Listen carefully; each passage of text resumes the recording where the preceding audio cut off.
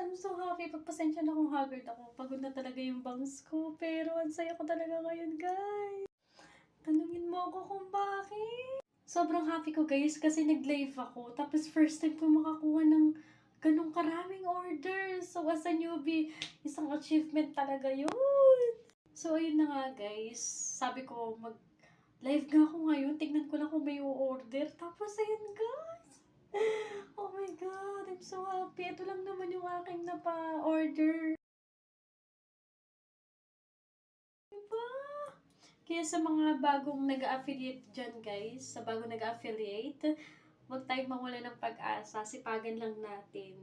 Nasa Diyos ang awa talaga, nasa tao ang gawa. So, babayaan nyo na sa TikTok kung medyo na hindi tayo napapansin, hindi tayo nalalagay sa For You page. Pero, pasasaan pa't makaka, ano rin tayo,